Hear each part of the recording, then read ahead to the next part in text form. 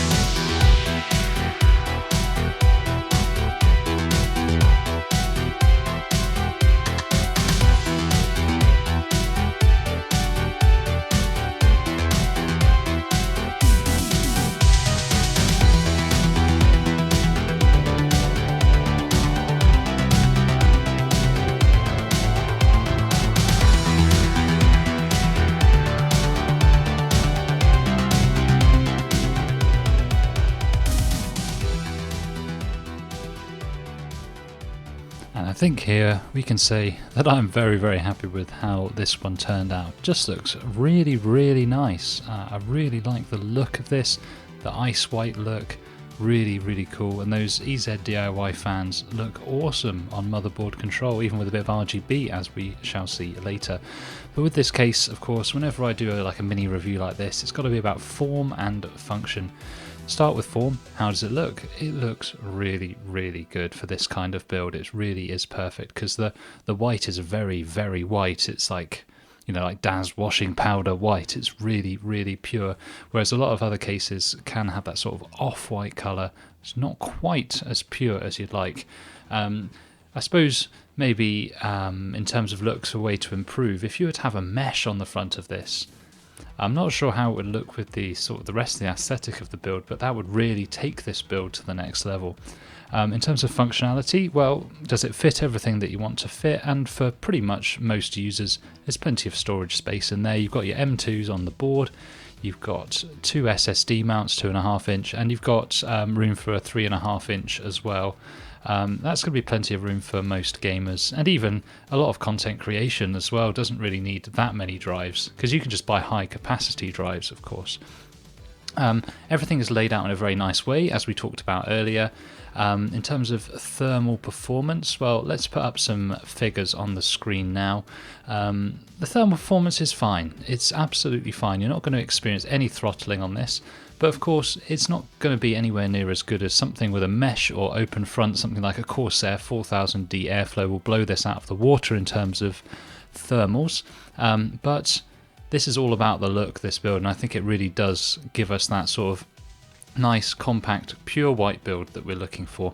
Functionality otherwise is absolutely fine. You've got plenty of mounts for what you need. Water cooling in this will be a little bit of a challenge. I suppose you could put a 240 and mount it on the front if your graphics card isn't too long, but in this case, with this graphics card, I would probably need to top mount it, which can sometimes get a little bit dicey, but I think there's enough room in this case. It's all laid out very nicely. It's, you know, it's only a little bit shorter than a regular mid tower, but it does look a bit more compact. I think in general a really well put together computer. The only other criticism of the case really is that the USB 2 slots on the front of the case panel, which one I don't think should even be there, but two, they do have trouble with some devices, particularly human input devices like keyboards, mice, that kind of thing, especially wireless ones. They do struggle with that a little bit. It's fine if you're just putting a memory stick in, but for certain things they don't really work very well. So I found that over a few times using this case. That is a drawback. But that said, a nice case, and I'm giving it a 7. No, actually, you know what? I'm giving it an 8 out of 10 because the price is incredible. £45 for a case of this quality is excellent. Yeah, it only comes with one case fan, but at this price, that's to be expected. Really nice case this, and definitely a big recommend from me on the micro ATX side. Not really much else is getting close to this, maybe the Game Max Kamikaze Pro, but you know, you're not going to make a Game Max Kamikaze Pro look quite as good as this PC now, are you?